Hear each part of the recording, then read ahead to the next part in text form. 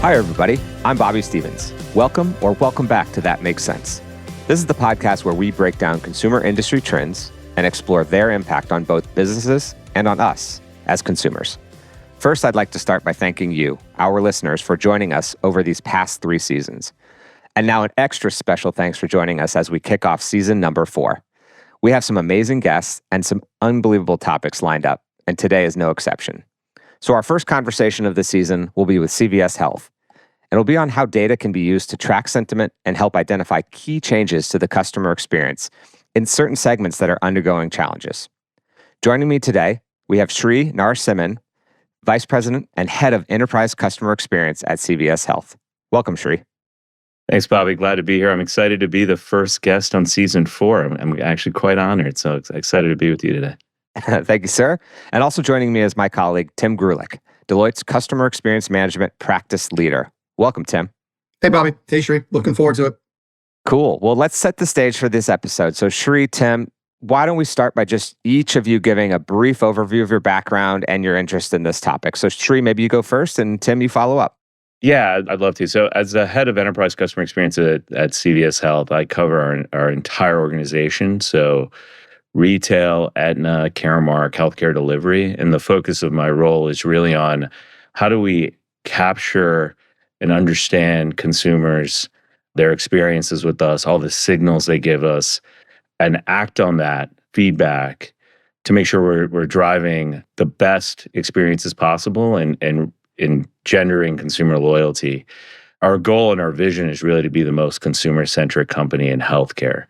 In terms of why I'm interested in this topic, my background is in economics and analytics. So I always joke that I take a much more data-centric view of customer experience than probably most. And I come from a family of scientists.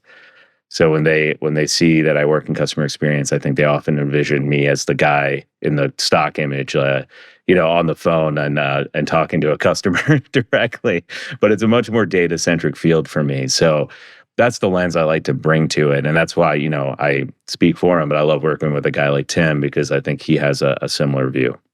Yeah, thanks, Sri. I mean, we definitely share our passion for data-driven insights and using data sources, both kind of structured and unstructured, to figure out how can we better serve clients and customers? How can we better create more loyal, more valuable experiences from our customers? And more broadly, how can we just make the overall experience of interacting with brands better? And as Sri mentioned, I come from a line of not only kind of data-driven research and insights, but also an operational background. And I love tying the two together, being able to look at kind of signals that matter, the data that's telling us one thing, and then figuring out how do you translate that into operational systems of action so you can actually drive change in the organization. And Bobby, I'd say Tim and I are also huge baseball fans, so we could easily turn this into a fantasy baseball podcast. Oh boy, go that way too. That's so right. Just let us know. Data-driven fantasy sports. Same here. I just to my left, I'm looking at a picture of Yadier Molina. I'm a big Cardinals fan, so I have a signed picture of him to the left of my desk. Oh man, we're Pirates. I'm a Pirates fan, and he's a Reds fan. This thing's going off the rails already. Oh wow, look at that divisional rivalry right here. I love it. Well, hey, thanks for that. We got the right crew, and it sounds like for a number of reasons. Maybe there's a Moneyball podcast that we could follow up with after this as well. But I do want to start a little bit with a broader question, and to both of you, but again, Sri, maybe you can start. How has this data-driven approach and the desire to get signals, feedback, how has that impacted the consumer landscape, and how has it really impacted your ability to improve the customer experience? What really caused, besides your science background and your desire to go into the numbers, what really caused your team and the team at CVS Health to explore this model as you're thinking about the customer experience and managing that? Well, one of the most interesting things that I think about the whole space is that consumers are no longer evaluating you within an industry. Like no one walks into a CVS and says like, this is better than Walgreens, and no one walks into Aetna and compares it to like Cigna or United Healthcare. You're comparing things to the best experiences you have, period. So really the aperture of what you're looking at and the point of comparison has completely changed for consumers, I think. And given the world we live in today, where everything is so easy and personalized across all of the experiences we have, it's really changed the way you've had to approach the problem. I think in terms of, why we've taken a more data-centric approach. There is more data available today and more tools to capture that data than I think ever before. And even that's not even thinking about the evolution with AI and ChatGPT and all those different things that have come up. So given that, you now understand your consumer better than you ever have in the past, and your consumers understand you better than they ever have in the past. So you have to meet that challenge, and I think take advantage of all of those different aspects and all the different feedback that you get to build this really unified view of the customer. And I think about it in terms of you have direct feedback, which is via survey programs. You have indirect feedback, which is via social media. You can observe people via chat transcripts, call transcripts, even digital session data. And now you're getting to the point where you can even predict and infer experience. You have to leverage all of that or you'll be left in the past. And I think a lot of what the way the industry is moving is you have to not only be reactive to that, you have to be proactive and get ahead of those experiences as they occur and do things like journey orchestration and all those different things. So it's not so much we want to, we have to. If you don't do this, if you don't meet this this new challenge and this new way we're operating in the consumer landscape, you'll be left behind. Yeah, I think maybe just to add a little bit to what Shree's saying, and he said like, it's not that we want to, it's that we have to. I think it's also to kind of echo that is like the timing is now. We've talked about the broader set of data available to people, how we often drown in data and how do we kind of take out the noise from what's actually the signal, right? But there's a confluence of things that are just happening in Shree's point, even excluding kind of the broader AI and ChatGPT advances. It just accelerates the pace, right? But we have so much data that we gather on individuals, and just more broadly, we've built the processing power to capture and process that data. We have the applications that can sit up on top of those big databases to kind of make sense out of it and move at the speed of humans. And we now have the ability to kind of put all of that together and orchestrate experiences, both kind of online and offline with people when they expect it. And so I think the confluence of those things happening together is forcing us as data-driven insights and customer experience professionals to figure out how do we scale what we've always done as kind of mass insights and really drive that to personalized, orchestrated experiences, because we can do it now and consumers expect it of us. Yeah, it's interesting. I mean, obviously, continuing to tinker with and refine the customer experience seems like a good way to stay connected to your customer, your consumer, and their shopping habit. Shree, you said something that I thought was interesting, that we have more data than ever, but I'm paraphrasing. This kind of goes both ways. Customer now knows more about us as well. So, how does gathering this data and through all the methods you mentioned, direct, indirect, observational, but then moving to a more proactive manner, like how does this play a role in trying to drive and foster loyalty among your consumers? And what factors really play a role in being able to meet these demands and provide those proactive, personalized experiences, Tim, that you were mentioning, while also still the traditional and probably a very important thing of addressing issues, addressing complaints quickly, and not just focusing on proactive, forward-looking things, but also being able to react to things in a timely manner as well. Maybe Tim start and Sri finish up. Yeah, I mean, I think it's a balance, right? It's a balance of how do we predict what consumers need and make sure that we're creating experiences for them. But at the same time, how do we use the systems and listing posts that we put in place to make sure that we're reacting to very explicit personal needs? And it's something that we can't forget about in our quest for the future. And it's something that's very core to kind of how organizations differentiate themselves. I think Shree will probably comment on the broader closed loop feedback system that he has set up. But if you think about it from a consumer perspective, our ultimate game is to create long-lasting relationships with customers. And to do that, we have to kind of get some fundamental things right. One, we have to meet their rational needs. They have to come to us because something they have the things we need. There's a price available point that they want. We deliver on some capability. Once we've met that rational need, then we earn the opportunity to kind of create a relationship with them and build loyalty. And, through loyalty, we can create a very loyal experiential brand, but as Sri will talk about, maybe become an institution. And I think you have to start and never forget that the small things around closing the loop, reacting to things that are told to you, like those need to be done well before you can earn the right to move on to creating those broader relationships, being more proactive, and driving those differentiated experiences. The guy stole my line, man. He stole my line. I was teeing you up. Yeah.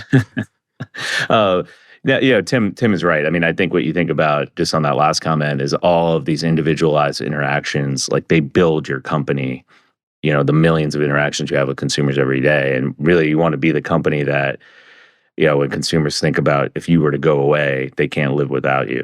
And so that's the kind of the North Star that we always drive towards at CVS is how do we become that company to our consumers?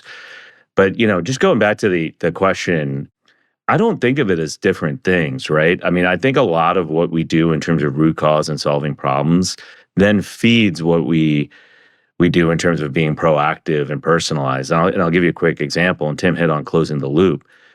If I know that this set of criteria makes you a detractor, like you're on the phone for X number of minutes, you've been transferred 2 times, you have this set of disease conditions which make you more sensitive to service and things like that. I don't need to ask did you have a good experience? I probably already know, right? Like, I know, Bobby, hey, we transferred you 2 times. You're trying to get your blood pressure or your some kind of medication that's really important to you. You've been on the phone for 35 minutes. Like, I don't need to say like, hey, Bobby, how was that? Like I already know it was a bad experience. So it's taking that data and that information you get and feeding it into that proactive engine and then getting ahead of that where I don't have to ask. I just say, hey, sorry, like, we apologize for that experience. Let's make it right. That shows I know you, right? That shows that personalized feeling of you're not just another caller, you're not just another person who walked in our store. We actually know you and what happened and what we need to do to get better. And as Tim mentioned, as you solve those issues, you earn the right to then do more with that, right? So how do we, if you're potentially someone that would benefit from an in-home health visit, like could we leverage that to get you that additional tool, not for like the purposes of cross-sell or anything like that, but for the purposes of, hey, this could really help your health, right? And so that's where we're going, and that's the line I think you have to draw. It always has to be adding value to the consumer, and it always has to be done in a way where it shows, I know you and I'm trying to make this better for you, not I know you and I'm trying to sell you more wares. And I think that's where we're really trying to drive the benefit here. We're trying to impact people's health as a company, and that's the vision for us. That makes sense. I mean, the aspiration to become so important to an everyday life of a consumer is huge. And I mean, given the different places that a retail health company plays, that's certainly something that's important. And those millions of interactions per day, that's kind of fascinating in that I love that you said solving a problem is sort of another input into being proactive in the future, right? And that's really an interesting way to look at it. And I hadn't really thought about it before. As we think about that, going back to the millions of interactions a day, there's lots of data generated, right? Tons. And I would say sort of transparency and privacy, at least to me, seem to be usually at the forefront, or at least one of the major through lines when you're talking about consumer data, and inevitably will have to play a role here. So, what are some of the challenges that arise when you're trying to integrate customer sentiment signals, media, other both direct and indirect sources of data into your broad set of analytics around the consumer? And how does this feedback and loop continue to evolve? Yeah, I can start, Tim, and then I don't know if you want to jump in, but I think it's a huge thing we have to address. And there's not only the aspect of legally and making sure that we're legally sound, but in terms of a consumer, you have to do it in a way that doesn't feel invasive and doesn't feel like your big brother, right? And I think there it goes back to finding the right opportunities where you're really adding value. Because if they find value in that interaction or value in the way that you've approached personalization, they'll be more receptive to it. So it's something that I think is evolving, and I think it's actually a huge concern that you have to be intentional about solving as you start approaching. How do you start becoming more personalized? And I think the way that I think about approaching the problem is figuring out the right setup. Like, you're never going to do everything. To your point, you're swimming in data, right? So yeah, you could build some like super advanced model and do all this stuff. But maybe I think as a starting point, it's figuring out what are the right opportunities where you can wow, surprise, and delight, or do really essential service recovery to get to that consumer and make that experience personalized in a way that's really meaningful to them. So it's a tough problem to solve. I think the way you take it is you can't boil the ocean, to use that expression. You have to find the targeted opportunities to do it. Yeah, and I'll even kind of interject a little bit too on I think the programs like the tree runs around customer experience management, insights, customer feedback become ultimately more important as we truly go on this quest for personalization. Because as you set up the goal to be kind of the most consumer centric company, you have to have systems and mechanisms in place that truly listen for feedback and react back to your customers, whether it be service recovery, or whether it's just being acknowledging that that piece of feedback was heard and this is what you do. As you do that, you begin to build trust. As you begin to build trust, you earn the right to have more information provided to you. And as you also build that trust, you need to be explicit about how you're using that information. I think if you've built that muscle and those systems of action, not only does it allow you to gain the trust of customers and probably have more first party data provided to you, I think it ends up becoming a differentiating factor for you in the future as some of these third party creepy sources of data maybe go away. And I think customers appreciate that mechanisms, but it's not always in place. And Tim, I would add to that too, just to give a concrete example, like getting back to consumers on what you're doing about their feedback is critical. And that's actually one thing we've done. And we're doing it in retail, we're doing it and soon in all of our businesses. We get back to folks when they provide survey feedback, and we say, everyone who took a survey, we send them a communication that says, here are the things we're doing. Like, we heard you, here are the things we're doing. And I think that the vision for that would be even more personalized if Tim can build it for me. But it would be like, hey, can we get back to the individual consumer on, but maybe even looking at their text feedback and their open-end feedback and saying something to the effect of, you mentioned this in your feedback. Here's what we're doing about that. So that they feel like, hey, this is actually a true feedback loop. And you're not just screaming into the void or just expressing anger without anyone listening. So I think that's another way where you can build that trust. Because Tim's right. I think building the trust earns you the right to do more. And we need to find ways to build that trust explicitly and intentionally with consumers so they really do feel that sense of loyalty and they want that personalization from us. Well, and it's just going to get more complicated as people continue to have more channels and options to interact with you. So you have to do the basics of creating trust through the service recovery communications to close the feedback. But then you have to figure out how do you build those into your AI, your Gen AI automated messages, your orchestrations. And so I know that's the next sort of steps in the progress, but it's kind of all builds upon each other. So, I mean, that was a ton of really, really good stuff. And I'm going to try to go into it at the end there, but really covering just how you I love the idea of closing the loop with the consumer individually or finding those opportune moments to do that. Tim, you've used the word trust or a synonym of trust a lot.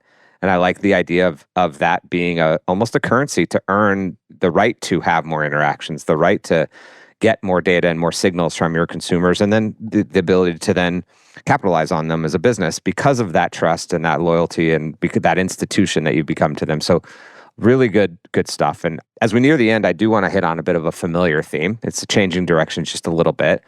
Most of our repeat listeners know the team here, That Makes Sense, loves to get to know our guests just a little bit more in our final question.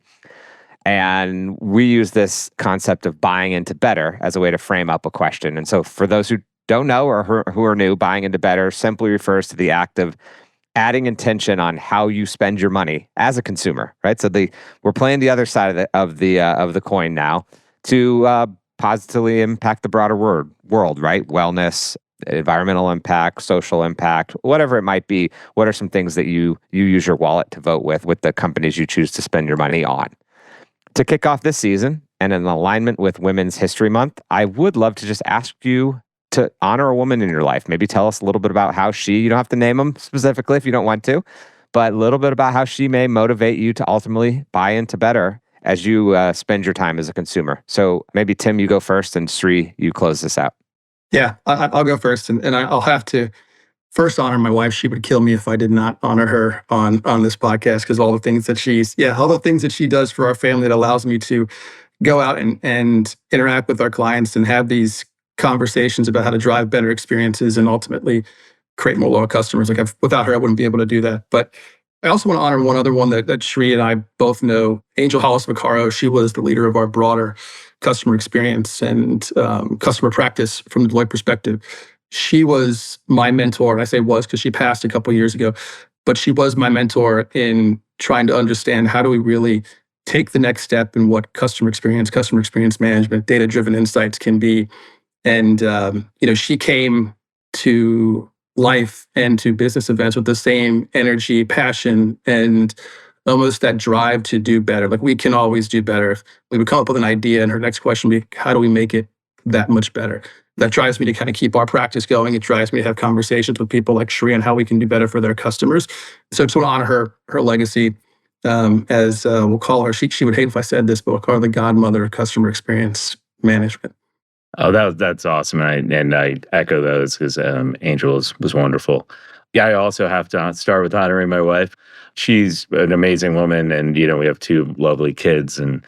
But what I think that she really helps me do is, one, always stay grounded, and always gives me the perspective I need to be effective in my role, whether that's leading people or trying to drive the organization forward. But she also just has a way of like reframing and thinking about the positive in any situation that I think I try to leverage and use in my life, because it's really important from a mindset perspective. There's so many mindset defeaters in corporate America. Being able to reframe is just a really important tool. And so my wife, I learn so much from her all the time. So be her. But I'd also honor my mom. My mom has, three of us, and we were not the easiest growing up. But she was a nuclear engineer, and in a field where, it was male dominated, was really among the first women in the United States to be in the field. And I've always just thought of her as a pioneer. Her attention to detail and her focus on doing the right thing and operating with integrity is something I've always admired. So I've always gotten that from my mom. And so I'd say my wife and my mom. I gave you two. My wife and my mom are two that I would call out. I'm probably getting Tim in trouble with his mom now. So yeah, you probably are. Sorry, we're overachievers here. Two instead of one, right? Well, hey, if she's listening, we're glad. I'm not sure, but yeah, I mean that's awesome. I mean, it can't be better than some of the folks that you guys mentioned. A shout out to my daughter, who is in third grade and going to be entering BizTown here pretty soon. Shout out to my wife, who is a amazing consumer executive in her own right. And then Shri, you brought something to mind. Shout out to my late mom, who was an emergency room doctor, and so had probably a similar experience in a male-dominated field, and was a great example for me growing up. So overall, Shri, Tim, this was an absolutely fascinating discussion today on the power of data and the amount of data and signals that are out there and that we're able to harness today. It's really clear that the right use of this data can truly transform the way we understand and serve our customers, and it really can lead to a better, more trusted, more personalized experience for them. But it's not without its challenges, from data privacy to the quality and accuracy of the data we use. But if you can overcome or manage those challenges, integrating those signals really expands how customers can engage with their consumers across the board. And really careful management and focus on it can provide some really substantial rewards. So as we wrap up today's episode of That Makes Sense, for our listeners, right? Think about how your customers or your consumers are comparing to the best ever, right? Not just, the direct competitors, but the best experiences they're having. And, that sure, you have more data or are able to capture more data, but they know more about you as well. So it's important to be, proactive, to be trusting, to close the loop where possible, and really think about where to start. And sure, you mentioned don't boil the ocean. So how do you find those areas to either really wow or solve a problem that's just a real pain in the butt, and solve it elegantly, proactively, quickly, and move on. And those types of things, I think, go a long way for our consumers. So thank you so much, Shri. Thank you, Tim, for joining us today. We hope you found this discussion as insightful as we have. And listeners, don't forget to subscribe so you don't miss our next episode, and take a look at the description for more content. Until then, keep making sense of our world This is Bobby Stevens signing off. Stay safe, take care, and happy Women's History Month. You can listen on your favorite podcatcher, whether it be Apple Podcasts, Stitcher, or Spotify. Simply search for That Makes Sense. Connect with me on social media, Bobby Stevens on LinkedIn or @BobbyStevens on Twitter. This presentation contains general information only, and Deloitte is not, by means of this presentation, rendering accounting, business, financial, investment, legal, tax, or other professional advice or services. This presentation is not a substitute for such professional advice or services, nor should it be used as a basis for any decision or action that may affect your business. Before making any decision or taking any action that may affect your business, you should consult a qualified professional advisor. Deloitte shall not be responsible for any loss sustained by any person who relies on this presentation.